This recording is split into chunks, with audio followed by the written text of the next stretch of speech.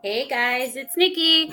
You guys know that I love to do videos, especially when I love to advocate. The purpose of my videos are really to advocate and to tell you guys how you should deal with certain issues. You may not do it my way, but it doesn't mean that you shouldn't fight for yourself the way I did.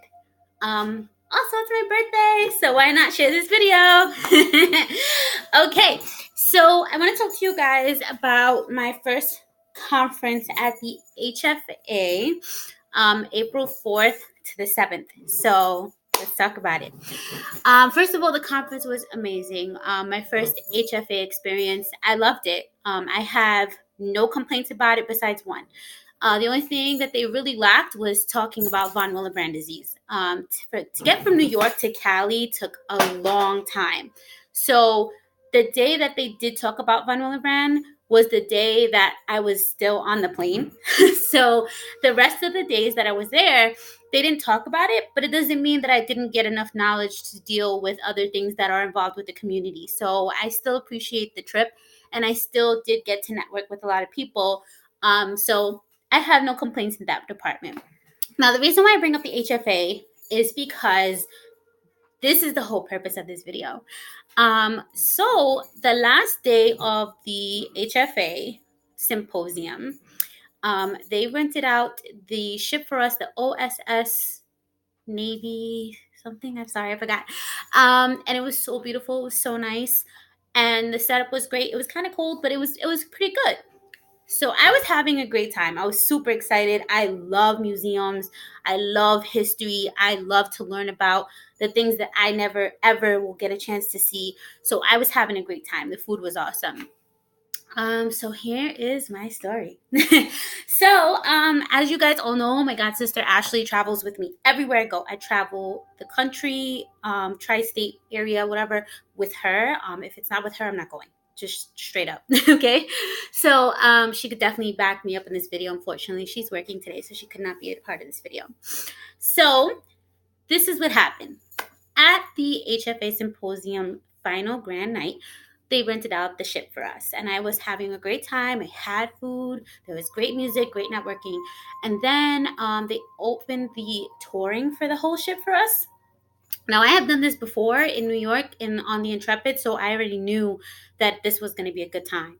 So what sucks was that I attempted to go on this tour, but then that was it. Okay, so what I remember that is that I'm also playing some background music, some soothing music, because it kind of just was an unfortunate event. I'm going to show you guys a picture. This was the picture just before the incident. This was the last picture that I took before the incident. It was on the ship. If you guys see, I just want to open this up really quick. You see this right here, that ledge thing? So, as I attempted to walk that way, I don't know if you all know, but I have a resolving hematoma to the right knee. So I actually have to wear a brace from time to time to bring the swelling down, and also to help me walk. It does make me and my knee pretty weak. So it causes me to fall from time to time, but we'll get there for a different conversation. So I was walking in that direction of what I showed you in the picture. I guess I lifted to walk as we would, and my right knee just never touched the floor again. Just never did. And all I can remember was grabbing or attempting to grab each side of the wall, like trying to break my fall, because I didn't want to hurt myself as bad as I knew I was already going to be hurt. So I went from the beginning of where you guys saw that picture to the other side of where the next opening was. That's how far and long that fall took. And immediately I knew it.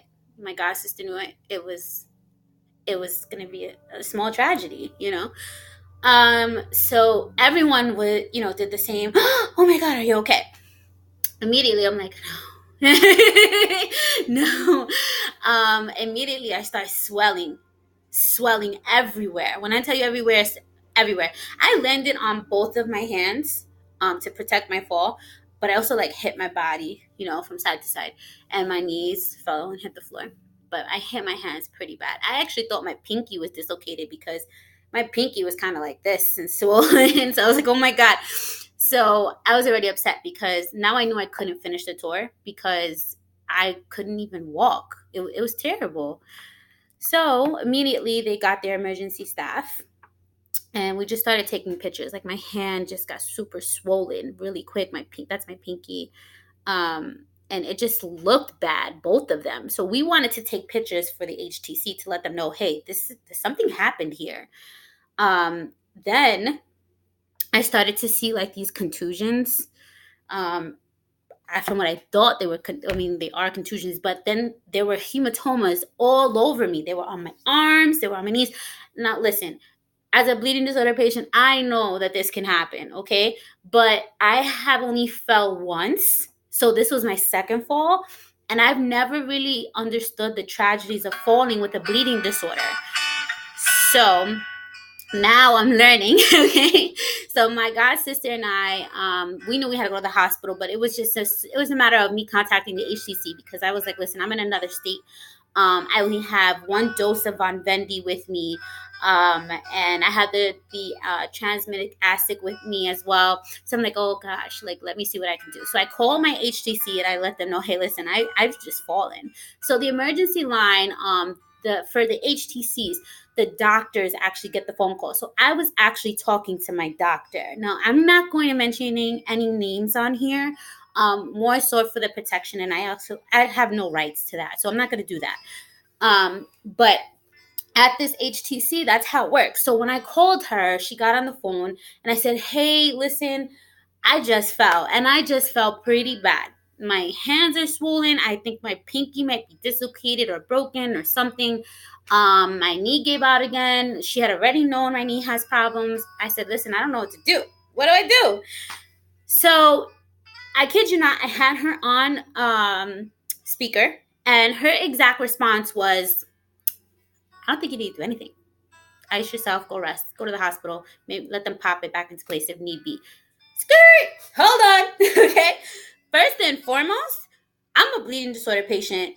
Number one, no hospital is just going to take me in and just snap my finger back into place because they think that that's going to, be okay. That I'm not going to need any other assistance besides that. No. First of all, I'm swollen. I am hematoma everywhere. Okay? Forget my damn pinky. We got this thing going on. We got to figure it out. So she's on speaker and she literally, that's what she says. My god sister was like, are you serious?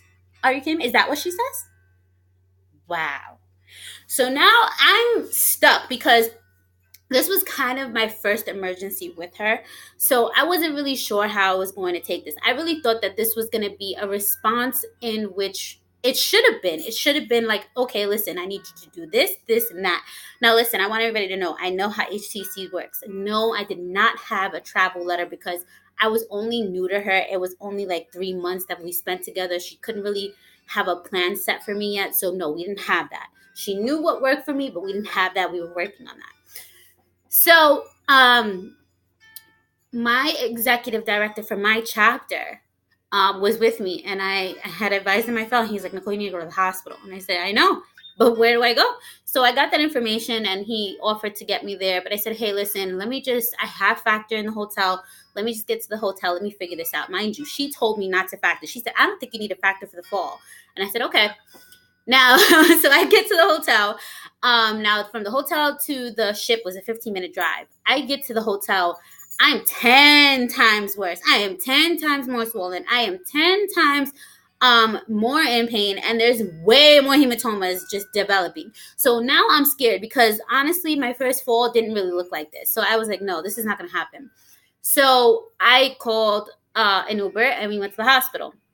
Now, when I get to the hospital, what was so amazing about this hospital in San Diego was that they have dealt with von Willebrand disease and they have dealt with bleeding disorder patients. So they knew all about it. So I had to set a bare minimum, really.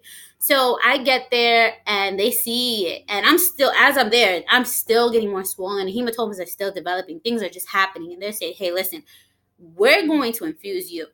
Mind you, they did blood work, they did ultrasounds, they did x-rays, they did it all. They said, we need to infuse you. So I said, okay, what am I going to do? First of all, I was in pain, okay? So they gave me pain medication. pretty strong ones, because it was bad. And my god sister was with me the whole way. Now listen, I want you guys to understand, I do not travel inappropriately. I just want you to know that. So I had my tranexamic acid, and I had my Von Bendy. I had it all. But I was like, damn, this is my last Von Bendy. Do I really want to use this for this fall? I knew I was going to have my menstrual cycle soon. And I'm like, damn, what am I going to do? But I knew that I fell, so I knew I had to have it. So we did the infusion. My PTT levels, if you guys don't know what that means, it just means that somewhere in your body you're not clotting. So my PTT levels were sky high. So I needed to make sure that I had something. So I got it. They didn't even bother calling New York. And I told them, but I guess, they didn't have to, because it's a whole different state.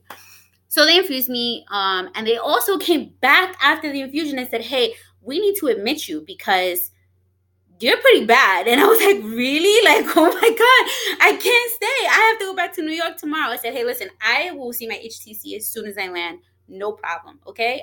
I will sign out against medical advice. That's what I did. They understood. They trusted me. They're like, oh, she's a nurse. She's fine. She knows what she's doing. So I went back to the hotel, infused up, drugged up, went to sleep. Next morning, I was sore, but I was doing it. I was fine. I hung out with my sister in Cali. It was fine. So I get back to New York, and the first thing I do is call my HTC. Now, I want everyone to know, yes, when you fall and you fly, or for that matter, if you have any sort of autoimmune disease, you swell up. And naturally, you don't have to. In some cases, you kind of just swell up for a long period of time when you're in the air. When I tell you guys, I was already swollen. I was 10 times more swollen when we landed. So I was like, damn, like, I really need to get checked out. So I call the HTC. I tell them, hey, look, I'm 20 minutes from you. Can you just see me? I just want you to see the nature of the fall. They were like, what happened? What did the hospital do for you? Is your finger fine? So yeah, my finger's fine. They infused me, but they diagnosed me with traumatic hematomas, fall, things like that. They said, we'll call you back. They speak to the doctor, because I spoke to the nurse practitioner. She calls me back and she goes, hey, Nicole, we want you to come in, but we want you to come in on the basis of learning about hematoma and how to treat them. We want to give you education on hematomas.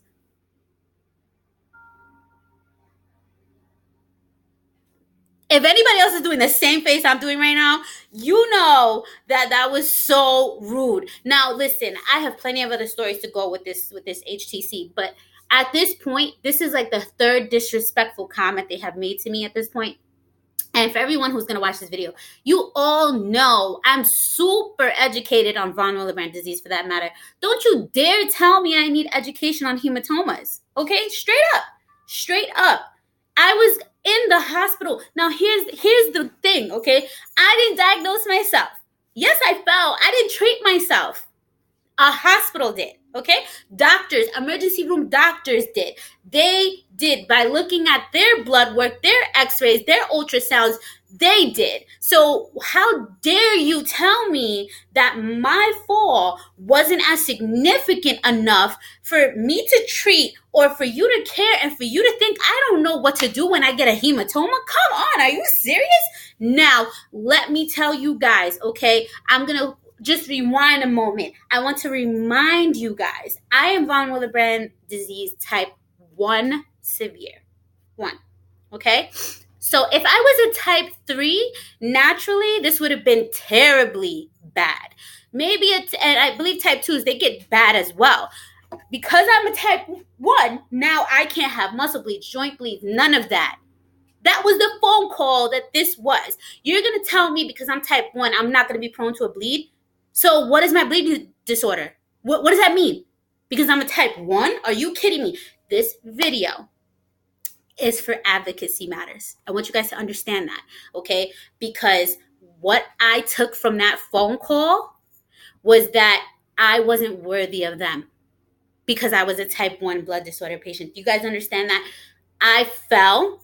I was immediately infused. I had traumatic hematomas, and I contacted my team, and I wasn't good enough. So this video is more so for my type 1s, but listen, I want all of you to listen because I want you to take this as a experience and move this forward for you, because you should never let someone tell you that you're not important enough because you got hurt and you have a bleeding disorder and you shouldn't treat, because that's not how they work.